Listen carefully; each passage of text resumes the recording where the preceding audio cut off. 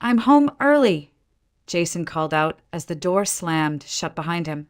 His voice was clipped, colder than the wind that swept through Portland that November evening. I froze mid-stitch, a strand of wire and a half-finished pendant dangling between my fingers. It was only 7:15. He wasn't supposed to be home until 9. My heart jumped. That perfume again. Sharp, floral, expensive. Not mine. I tucked the tools back into their tray, placed the unfinished necklace beside my sketch pad, and quietly stepped out of the guest room that doubled as my workspace. Noah had finally fallen asleep in my arms less than an hour ago. He always took longer on stormy nights. 5 years old, yet still needed me to hum until his lashes stopped fluttering. I crept toward the hallway, adjusting the throw blanket around my shoulders. Jason was standing in the entryway, tall, broad-shouldered, hair perfectly styled like he'd stepped out of a magazine. His navy wool coat was dusted with the damp chill of outside. He didn't look at me, just shrugged off the coat and let it fall carelessly onto the bench. "You're early," I said carefully, trying not to sound accusing. "Meeting got canceled," he muttered. Then, spotting the faint light coming from the guest room, he added, "Let me guess. You're still playing with your little beads and wires."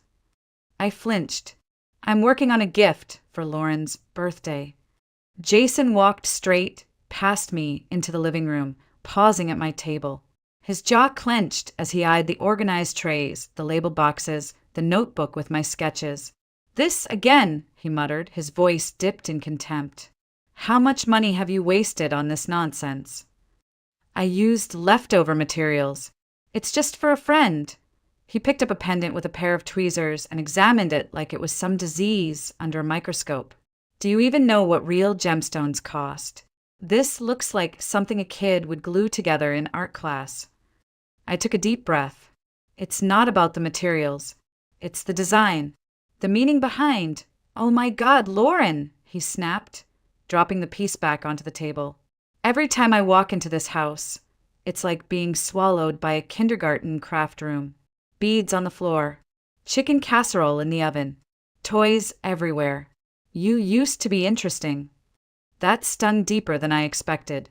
I folded my arms across my chest, holding myself together.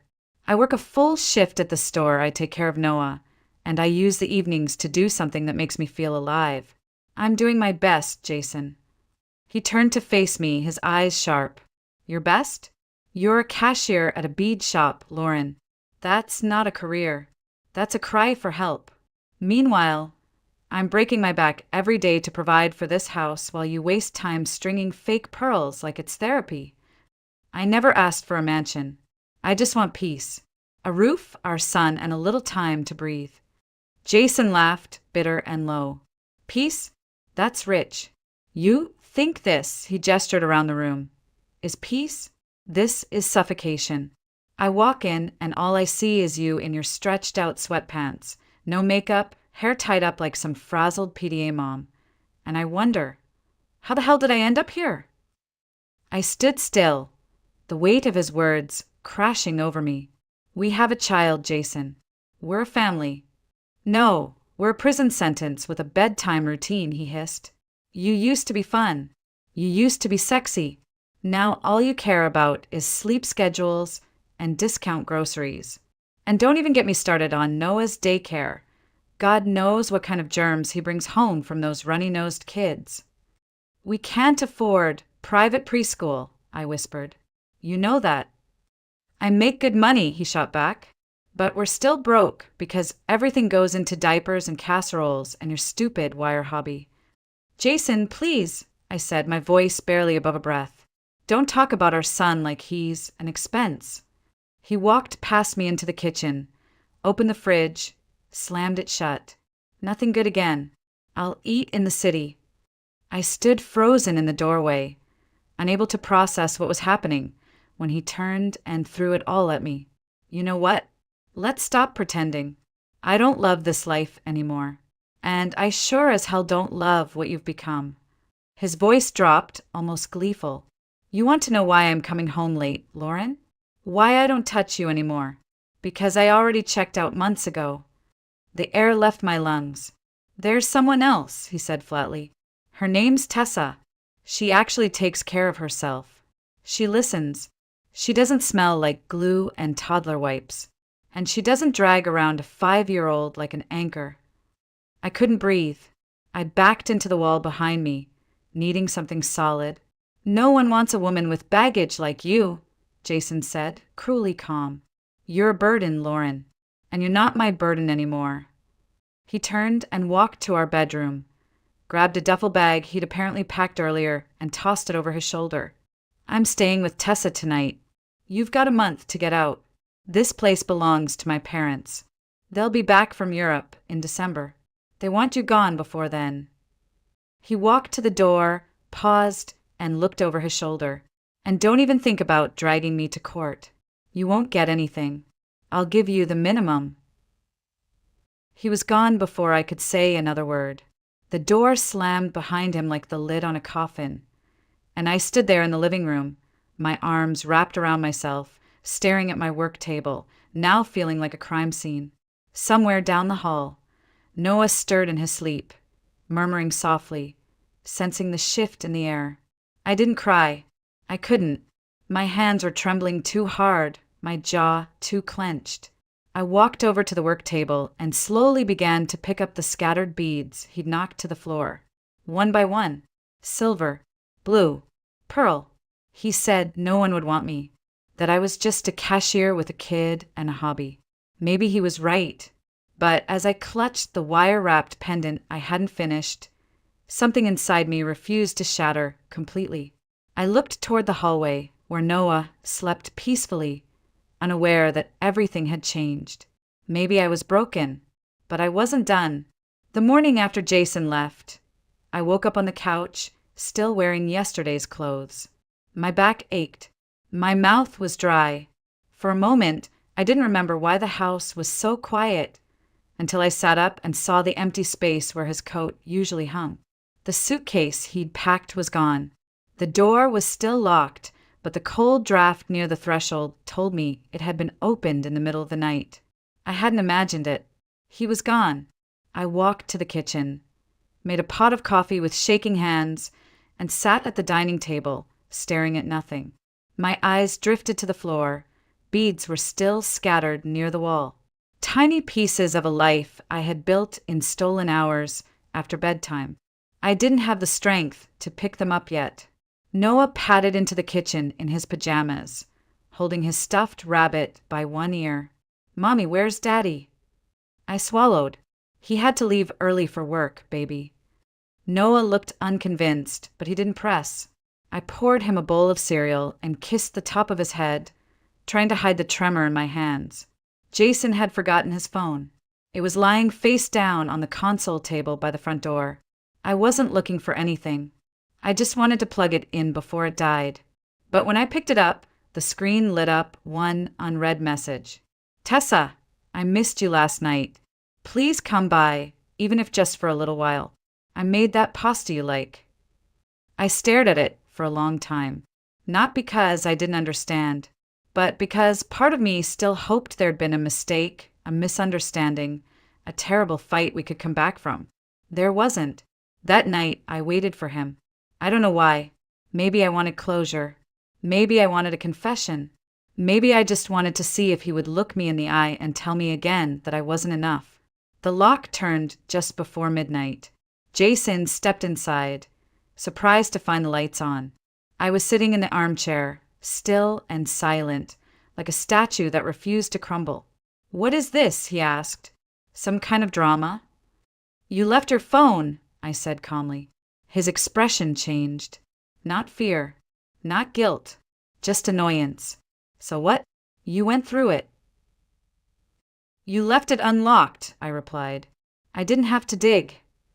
He exhaled and shrugged off his coat. "Look, Lauren, I don't want to fight." "Too late," I said, standing up. "Her name is Tessa. She works at your office. It's been going on for for months." "Right." He gave me a sideways glance. "Why does it matter?" My voice shook. "Because while I was up all night with a sick child, you were out building a life with someone else. Because I thought maybe we could fix this. I blamed myself. I begged you to talk to me, and you were already gone." Jason didn't respond right away. He walked to the living room, glanced at the guest room, and then turned to me with a cold smile.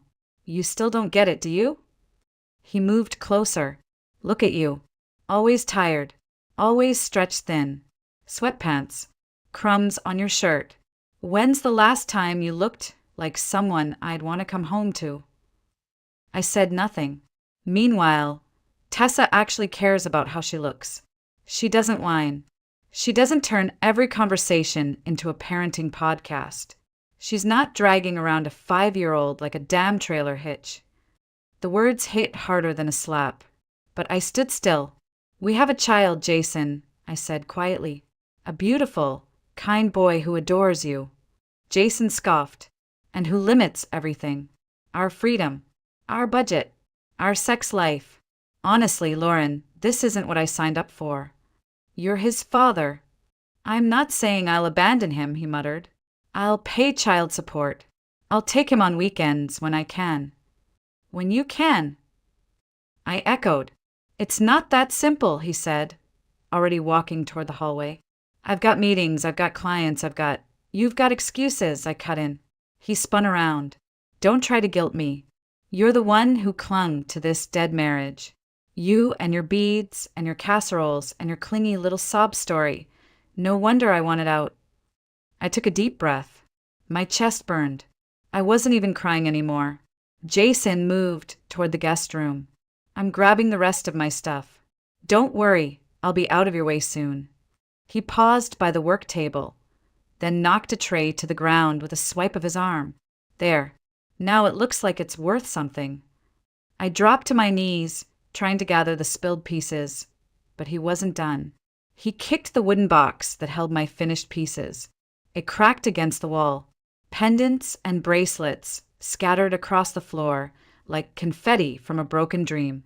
I stared at the damage, at everything I had poured myself into, now treated like garbage.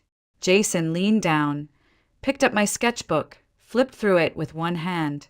"These drawings," he sneered. "You think someone would actually buy this stuff? You think this is art?"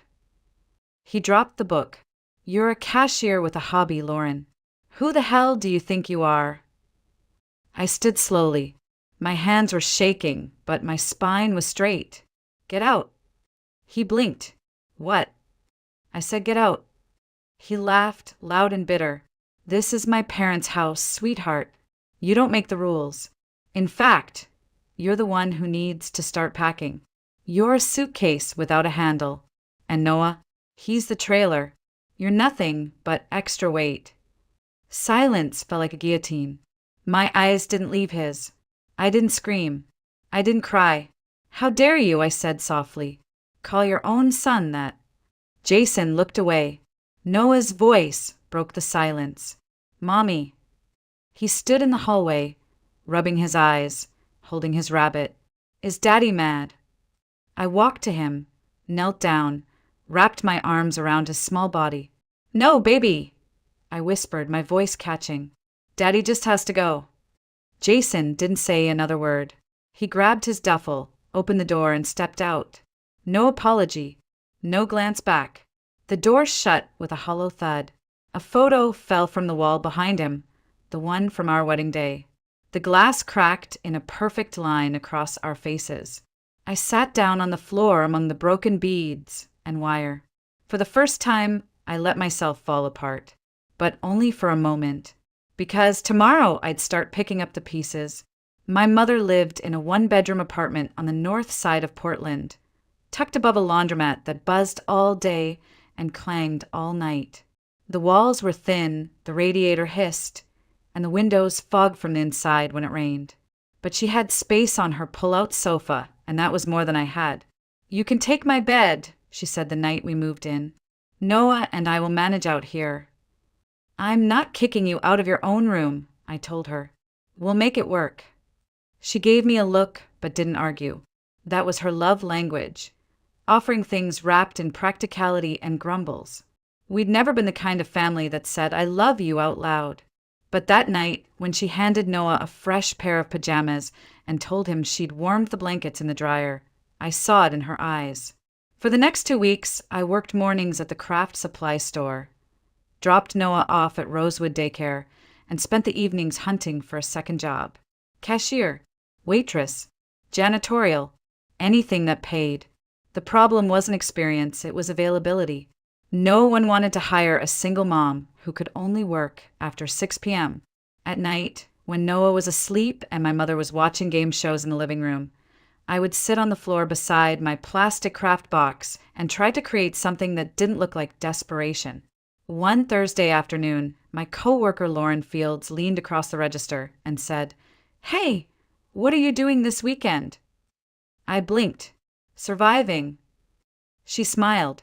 "You should come with me to the Portland Artisan Market. I reserved a table weeks ago, but my sister bailed last minute.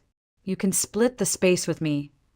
"I don't sell my stuff," I said immediately. "You make beautiful things, Lauren." "They're just gifts. For birthdays. For fun." She tilted her head. "Fun is good, but you need rent money, right?" That hit harder than I thought it would. "I don't know if anyone would buy it," I mumbled. "You won't know unless you try." That night, I stayed up late digging through my boxes. I didn't have inventory, just a few bracelets, a handful of pendants, some wire-wrapped earrings that hadn't been destroyed in the wreckage of Jason's tantrum. I wiped each piece clean, labeled them with handwritten tags, and packed them into a shoebox. My mother watched silently from the doorway. "You're doing this?" "I'm going to try." She crossed her arms. "You'd have better luck applying to that new supermarket downtown. They're hiring night shift stalkers." "I need this," I said simply. She didn't understand, but that was okay. She didn't have to. The next morning, I buttoned up the only clean blouse I had left and braided my hair back. I packed Noah's backpack with snacks and coloring books, and we walked 3 blocks to the bus stop. "Are we going to sell your shiny things?" he asked. "Maybe," I said, squeezing his little hand. "If we're lucky." The market was in a park just off Burnside Street, lined with pop-up tents and rows of folding tables. The air smelled like cider and roasted nuts. Families strolled past with paper bags, toddlers riding on shoulders, music drifting from a nearby guitar player. Lauren had already set up her half of the table with crocheted toys and knit scarves. I laid out my modest collection on a black cloth, silver wire, blue glass beads, a tiny pendant shaped like a moon. My hands were trembling. Lauren bumped my elbow gently. "Stop shaking. You look like you're about to confess to a crime." "I feel like I'm about to be laughed at." "No one's laughing." But I wasn't convinced. I watched shoppers drift past, pausing at booths with elaborate displays, rows of polished stones and laser-cut wooden signs. My table looked like a garage sale in comparison. At one point, I glanced over and couldn't find Noah. Panic clawed up my throat until I spotted him on a bench nearby, flipping through his dinosaur bookmister. Rabbit perched beside him. He looked so small, his legs swinging over the edge, unaware of how much of my life was balanced on this moment. Around midday, a woman stopped in front of my table.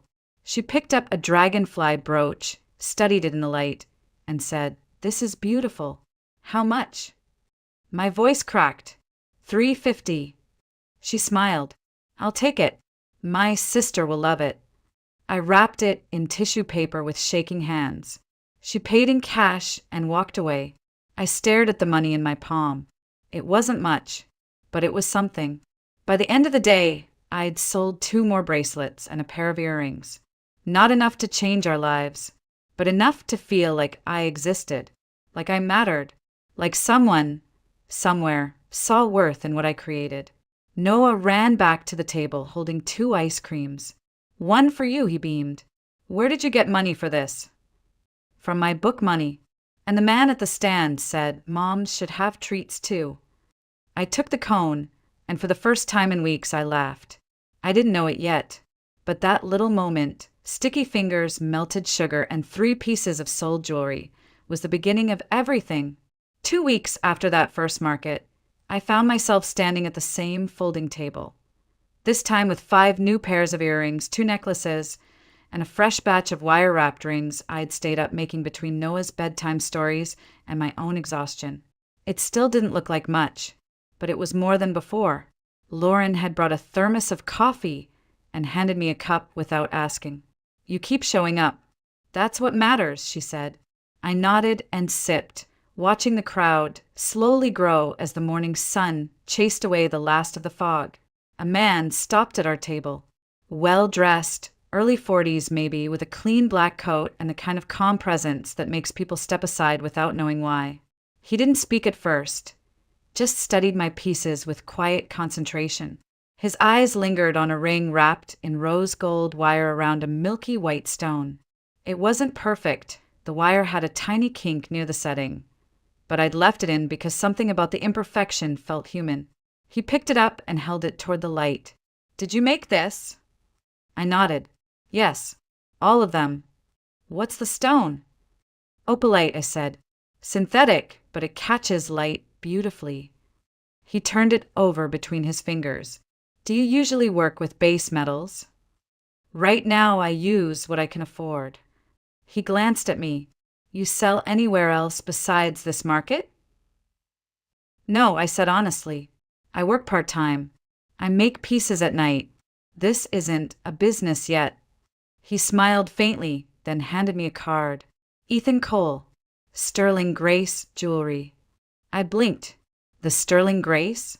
In Riverstone Galleria." He nodded. "We feature local designers.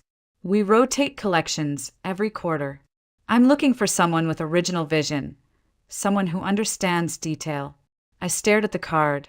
It felt too heavy for a piece of cardstock. "You're serious?" "I wouldn't be here if I wasn't." He paused, then added, "I'm not offering a fairy tale. We'd start with a trial. 10 pieces. If they sell, we talk next steps." "Interested?" My brain scrambled. I can't afford high-end materials, and I work another job. "We'll supply the stones and metals. You bring the hands and the heart." That part caught me off guard. The heart. "I don't have a studio," I said. "You seem to be doing just fine without one." He looked at the rest of the table, then met my eyes. "Call me Monday." Then he walked away. Lauren turned to me, mouth slightly open. "Did that just happen?" I stared at the card in my hand. "I think it did." When Monday came, I called. My voice shook when I asked for Mr. Cole, but his assistant was kind, and within 2 days I found myself standing inside Sterling Grace. Walls of glass, marble counters, light bouncing off crystals like stars trapped in stone.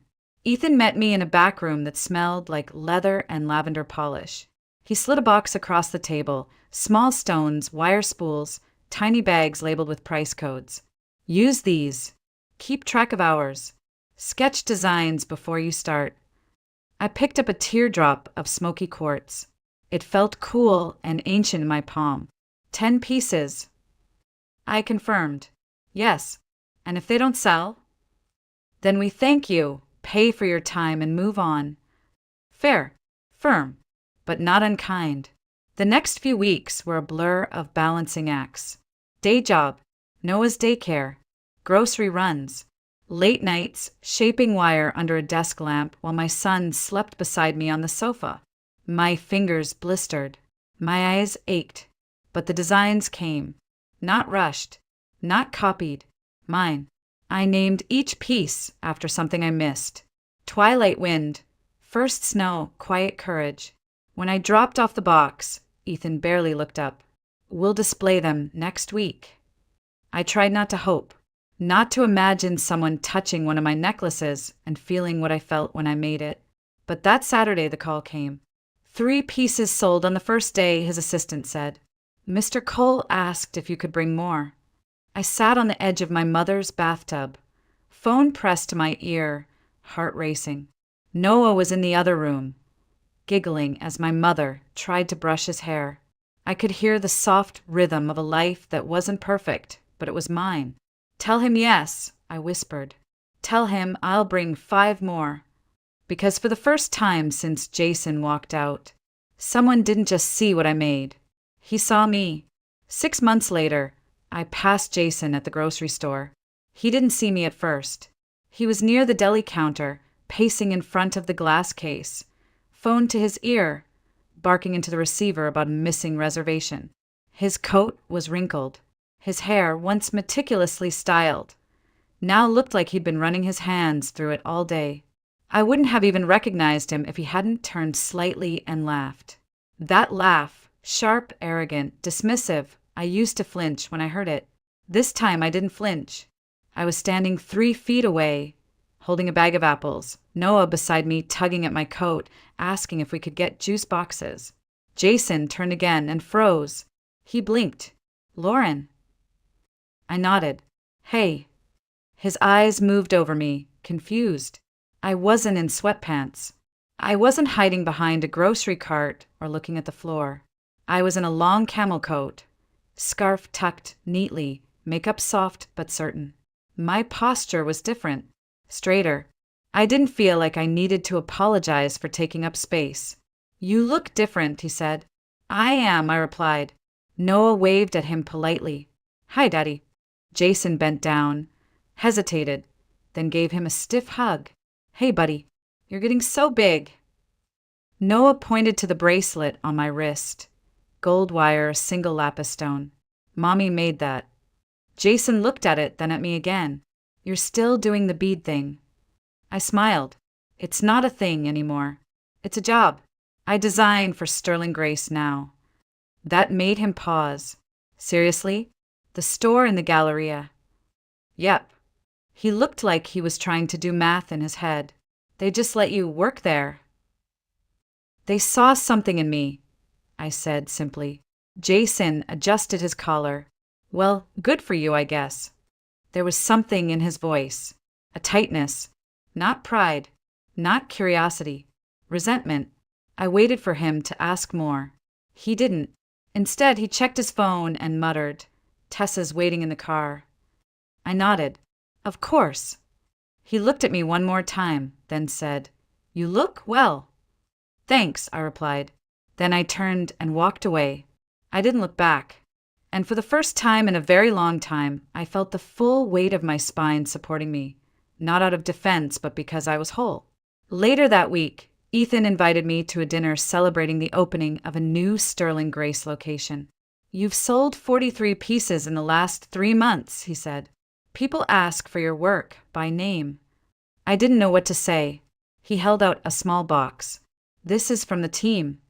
Inside was a pendant, moonstone in a silver teardrop setting, minimalist and perfect.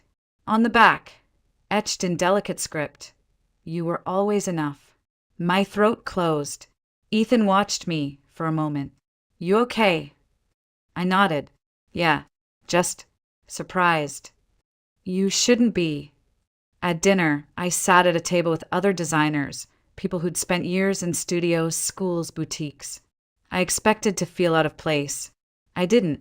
They asked about my process, my inspirations. One woman leaned over and whispered, Your ring design? Quiet courage? I bought one for my sister. She cried when she opened it. And just like that, I belonged. After dinner, as we stood beneath string lights on the restaurant's terrace, Ethan walked up beside me. How are you really doing? He asked. I thought for a second. Better than I've ever been. He nodded. That's good. You've worked for it. I looked at him. Why did you stop at my booth that day? He smiled. Because I saw someone who hadn't realized how brilliant she was yet. I laughed softly. That sounds like a line. It's not, he said. Trust me, I don't use lines. I offer opportunities. But with you, Lauren, I saw more than potential.